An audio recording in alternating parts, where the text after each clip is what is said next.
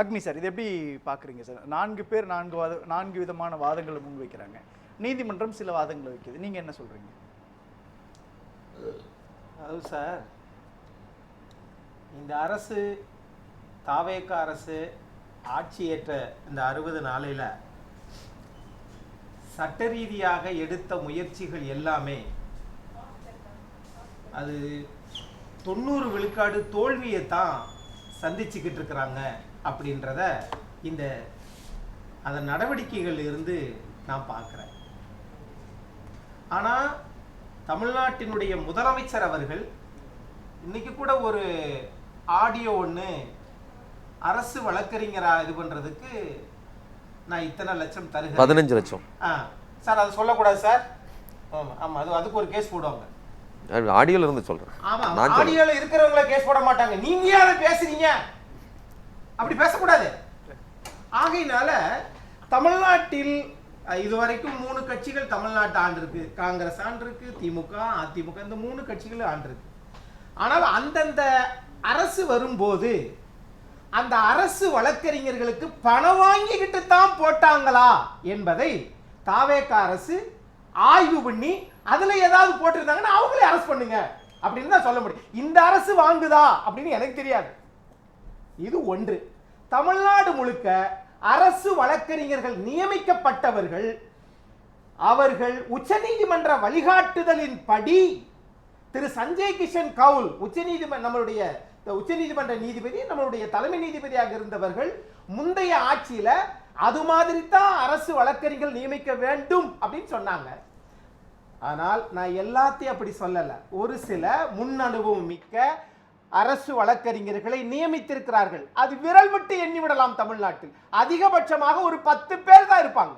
மீதி எல்லோரும் எப்படின்றத மக்கள் பார்த்துக்கிறட்டும். சரி, அது ஏன் அப்படி சொல்றேன்னா 90 விழுக்காடு அப்படி இருப்பதற்கு என்ன காரணம் அப்படின்னு சொல்ல வரேன்னா, இந்த அரசு ஆட்சி அமைப்பதற்குள்ள ஒரு 18 பேரை சமூக வலைதளங்களில் பேசுறாங்கன்னு வழக்கு போட்டாங்க. அதை நீதிமன்றம் தள்ளுபடி பண்ணிடுச்சு, தடை கொடுத்துருக்குது. அதுக்கு பிறகு திரு மாரிதாஸ் அவர்களை இது பண்ணி விட்டுருச்சு. அதுக்கு பிறகு திரு அனிதா ராதாகிருஷ்ணன், அதாவது அவர்கள் பேசியதெல்லாம் நியாயமா இல்லையா அரசியலுக்காக சொல்றேன், முன்னாடி உள்ள ரெண்டையும் நான் அதை ஏத்துக்கிறல. ஆனால் அதுக்கு பிறகு வந்துச்சு இல்லையா, இது விளாத்திகுளம் சட்டமன்ற உறுப்பினர் திரு மார்க்கண்டேயன் அவர் பேசியது தவறு. ஆனால் அவர் பேசியது தவறு என்றால் இதற்கு முன்னால் பேசினார்களே அவர்கள் பேசியதை திமுக அவர்கள் மீது வழக்கு பதியாமல் அவர்களை கண்டு அஞ்சியதா அல்லது வளரட்டும் என்று நினைத்ததா? வழக்கு பதியாமல் விட்டது திமுகவினுடைய பண்பு. ஏன் எல்லாம் விமர்சிக்கத்தான் செய்வாங்க. அந்த விமர்சிப்பதெல்லாம் உள்ள தூக்கி போட்டோம்னு வச்சுக்கோங்களேன், அப்போ ஒண்ணுமே ஆகாது, ஜெயில் பூரா அப்படியே தான் இருக்கும். ஆனால் இப்போ இங்கே வந்துருவோம். ஆனால் நீதிபதிகள் இந்த தீர்ப்பில் என்ன சொல்லியிருக்கிறாங்கன்னா, ஸ்டெர்லைட் வழக்கில் போனவங்களுக்கு எல்லாம் அரசு வேலை கொடுப்போமா, லீலாவதி கொலை வழக்கு அரசு வேலை கொடுப்போமா?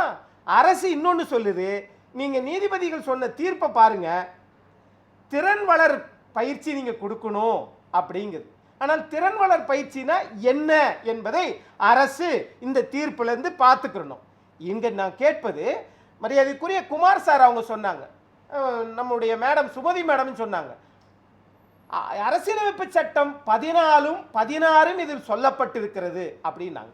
14 அனைவருக்கும் சமமானது, 15 ஜாதி, இனம், மதம், மொழி, பிறந்த இடம் இதை பார்த்து ஒருவருக்கு வேலை தரக்கூடாது என்பது 15.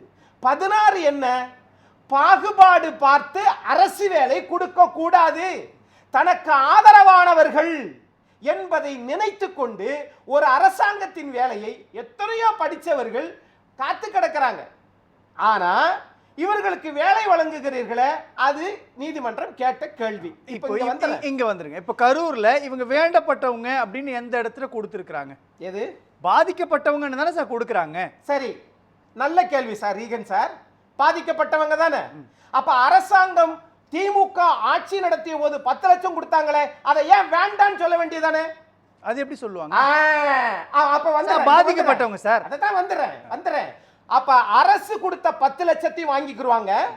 ஆக யார் காரணமாக இருந்தார்களோ அந்த தாவேகாவினுடைய தலைவர் மரியாதைக்குரிய விஜய் அவர்கள் 20 லட்சம் கொடுக்கறாங்க.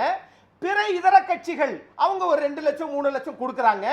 எல்லாவற்றையும் ஏறத்தாழ 35 லட்சத்தை பெற்றுக்கொண்டு அரசு வேலையும் பெற்றுக்கொண்டு போனால் என்னது சார் உயிருக்கு அவ்வளவுதான் மதிப்பா? ஒரு நான் இப்படி உயிருக்கு கேக்குறேன். நான் இப்படி வெறும் கேக்குறேன். 30 லட்சம் தான் மதிப்பா? Super sir. உயிருக்கு அவ்வளவுதான் மதிப்பா? அப்ப தாவேகா கூட்டத்துக்கு போனவங்க மட்டும்தான் உயிர் இல்லையா? அப்ப மத்தவங்க எல்லாம் நான் இப்படி கேக்குறேன். இதே போல அதிமுக 31 வருஷம் ஆண்டிருக்கு. அந்த 31 வருஷத்துல இறந்தவங்க குடும்பத்தை எல்லாம் போட்டிருந்தா தமிழ்நாட்டில் அரசு வேலையே இருக்காது. இதுக்கு என்ன பதில் சொல்லுவீங்க? திமுக அதே மாதிரி 25 வருஷம் ஆண்டிருக்கு. திமுக கட்சிக்காரங்க எல்லார் வீட்லயும் சாவு இருக்கும். ஒரு பிறப்பு இருக்குன்னா ஒரு இறப்பு உண்டு. அப்படி எல்லா திமுக காரங்களுக்கு வேலை கொடுத்திருந்தா, அதே மாதிரி காங்கிரஸ் ஃபில் பண்ணியிருந்தா சார் தமிழ்நாட்டில் அரசு வேலையே யாரும் போக முடியாது. ஆனா முந்தைய அரசாங்கம் சூழ்ச்சி செஞ்சு இந்த சம்பவத்தை உருவாக்கிட்டாங்க. திட்டமிட்டு நடந்த சூழ்ச்சி. நான் ஒண்ணு சொல்லவா? அதற்கு இவங்க தீர்வு தேடுறாங்க. சொல்லவா? திட்டமிட்ட சூழ்ச்சியா சதியா என்பதெல்லாம் இங்க தேவையே கிடையாது. நம்ம தேவைப்பட வேண்டியது, நான் மிகப்பெரிய உயரத்தில் உச்சத்தில் நடித்த ஒரு நடிகர், ஆனால் இங்க வந்திருக்கிறேன், ஆனால் இறந்தவங்களுக்காக ஒரு பெரிய ஒரு குளிர்சாதன அறையில் 5 ஸ்டார் நிறுவனத்தில் நான் கொடுத்தேன். அது மாதிரி இவங்க எல்லாத்துக்கும் ஒரு 5 ஸ்டார் நிறுவனத்தையே 32 பேருக்கும் கொடுத்திருந்தா வேலை முடிஞ்சு போயிருக்கும். 1 2 நீங்க உச்சத்தில் நடந்த நடிகர் தானே, 250 கோடி வாங்கியவர் தானே. ஜெயலலிதா அம்மா அரசு பீடத்துக்கு வந்ததற்கு பிறகு நானும் பொது ஊழியர் தான், அரசு ஊழியர் தான், எனக்கு 1 ரூபாய் போதும் சொன்னாங்க. இதுவரைக்கும் முதலமைச்சர் அவர்கள் எவ்வளவு சம்பளம் வாங்குகிறார், இதை ஏன் வாங்குகிறார் என்பதை யாராவது கேட்க முடியுமா? ஏன் சார் சொல்லணும்? சார் எல்லா முதலமைச்சருக்கும் கிடைக்கிற சம்பளம் தானே சார் அவருக்கும் கிடைக்கும். சரி அப்பா அழகா எனக்கு பதில் சொல்லிட்டீங்க. ஏன் சார் சொல்லணும்? இல்ல சார் இப்படி கேக்குறேன். இல்ல நான் இப்படி கேக்குறேனே. இல்ல முன்னாள் முதலமைச்சர்கள் இபிஎஸ், ஸ்டாலின், கருணாநிதி, ஜெயலலிதா, எம்ஜிஆர் எவ்வளவு சம்பளம் வாங்குனாங்கன்னு கெசெட்ல இருக்கும்ல, அதே சொல்லணும். அதத்தான் நானும் கேக்குறேன். ஏன் சொல்லணும் கேக்குறீங்கல்ல, நான் கேக்குறேன். இதே மாதிரி தாவேகா கூட்டத்தில் இறந்தவர்களுக்காக வேலை கொடுத்தீங்களே, இதே மாதிரி திமுக அதிமுகவும் ஏன் கொடுத்திருக்க கூடாது? அவர்கள் அரசியலமைப்பு சட்டத்தை மதிச்சாங்க, அவங்க நடிக்கல. அவங்க என்ன சொல்றாங்க?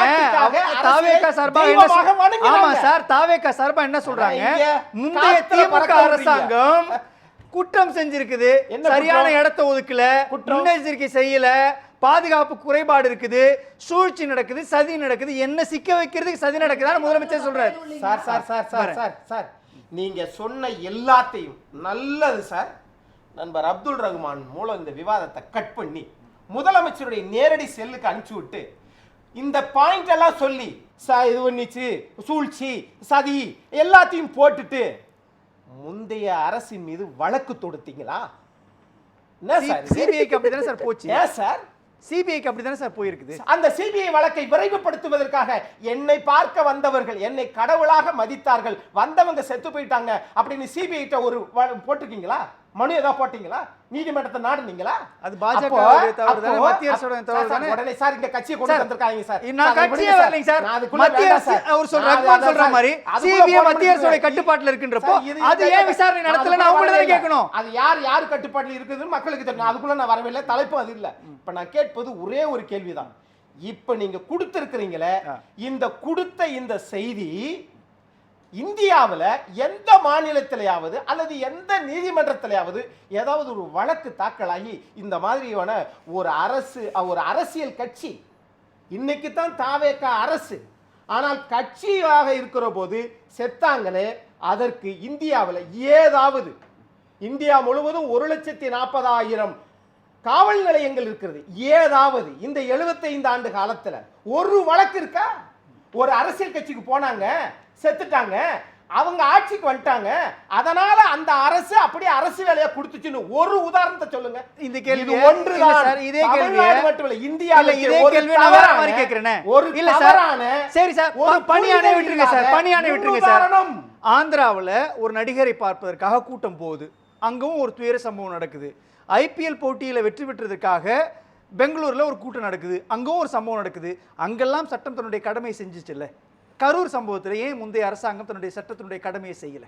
அப்ப நீங்க என்ன சொல்றீங்க, ஏன் வந்து முன்னாள் வந்து தாவேகா தலைவர் மீது வழக்கு பதியலன்றீங்க? செஞ்சிருக்கணும்ல சார், செஞ்சிருக்கணும்ல. அதைத்தான் இப்போ இல்ல சார், பிராக்டிகலா நடந்திருக்கணும் தானே சார். சார் உட்கார்ந்து யோசிப்பார், நம்ம செய்யாம விட்டுட்டோமே என்று யோசிப்பார். ஆனால் இவர்கள் செய்தது சரியா? நீங்க என்ன சொல்றீங்க, ஏன் அவர் மேல எஃப்ஐஆர் போடல, ஏன் அவர் வந்து இது பண்ணல, அரெஸ்ட் பண்ணல, அதுக்கு கைது பண்ணாங்களே சார். அங்க நடந்தது திரையரங்கத்தில் சார். இதுவும் அப்படிதானே சார், இங்க தனியார் அமைப்பு தானே சார் இது. சார் தனியார் சார், தனியார் அமைப்பு தானே சார் கூட்டம். இல்ல சார், அரசு பாதுகாப்பு கொடுத்து பெங்களூர் இல்ல சார், பெங்களூர் சின்னசாமி மைதானத்துல கூடுறாங்க. அது ஒரு தனியார் அமைப்பு தானே. அது அரசியல் கூட்டமா சார்? அது அரசு கூட்டம் சார், தனியார் அமைப்பு சார். இது சார் தனியார் அமைப்பு சார். ஒரு இல்ல சார், நீங்க கொடுத்த 35 அப்பொழுது தாவேகா தலைவர் விஜய் ஒரு நடிகர் தான், உச்சத்துல இருந்து நடிகர், அவரை பாக்குறதுக்கு கூடுறாங்க. அங்கேயும் ஆந்திராவிலும் அப்படித்தானே, சின்னசாமி மைதானத்துல அதான் நடந்துச்சு சார். உச்சத்தில் இருக்கிற நடிகர் தானே. 2 நாளைக்கு முன்னாடி தமிழ்நாட்டுல நீட்டு அந்த தேர்வுத்தாள் கசிவுக்காக போராட்டம் நடத்தினாங்கல்ல, உச்சத்திருந்த நடிகர் முதலமைச்சர் ஆனதுக்கு பிறகு பேசாமலே இருக்கிறாரே. அப்ப பேசினாருன்னா கொள்கை முடிவா மாறிடும் சார். ஓ, நீதிமன்றத்துல முதலமைச்சரான அமைதியாயிருவீங்க சார், பேசக்கூடாது சார். நான் கேட்கிறேன், நான் வந்து தமிழ்நாட்டினுடைய முதலமைச்சர் பேசியதையே நான் கேட்கிறேன். நீங்க முன்னாடி சொன்ன வார்த்தை தான் இன்னைக்கு உங்களுக்கு பதிலா வரும். எப்படின்னா, யார் வீட்டு நெய்யில அரசாங்க பதவியை உங்க கட்சிக்கார இறந்த உங்களை பார்க்க வந்தவருக்கு கொடுத்திருக்கீங்க. பேசலாம் சார். என்ன சார் இது? நான் சும்மா இது ஒரு சின்ன மக்கள் வரிப்பணம். பேசுறேன் சார், ஒரு சின்ன அக்னி சார். இதுல மக்கள் சொன்ன கருத்து 100% உண்மையா தான் நான் பார்க்கிறேன். ஒன்று அனுபவமின்மை, இன்னொன்னு வாதாடுகிற திறன் இன்மை. இது ரெண்டுமே வந்து தொடர்ந்து காவல்துறையினர் வந்து மக்களை வந்து வாட்டி வதக்குறதுல, முதலமைச்சர்கிட்ட நல்ல பேர் வாங்கணுன்றதுக்காக மக்களை ரொம்ப சித்திரவதை பண்றாங்க. அதற்கு பதிலாக நீதியை நீதிமன்றத்தில் பெற்றுத்தரணும். அதுதான் ஒரு அரசினுடைய பெரிய கடமையா நான் பார்க்கிறேன். அரசு வந்து வழக்கறிஞர்களை நியமிப்பதில் எவ்வளவு சிக்கல் இருந்திருக்கிறது என்பதை நான் சொன்னேன்ல. 10% வழக்கறிஞர்கள் தான் அனுபவசாலிகள், அதன் மீதி உள்ளவர்களெல்லாம் இவர்கள் நியமனங்கள் தவறாக இருக்கிறது. முதலமைச்சர் உடனடியாக கண்குத்தி பாம்பை போல ஒரு அப்படியே பார்த்து, ஒரு நுண்ணிய கண்ணாடியை பார்த்து இல்லை என்றால் இதே போல்தான் 5 ஆண்டு காலமும் சட்ட சிக்கல் எழும். அது நாட்டிற்கு நல்லதல்ல.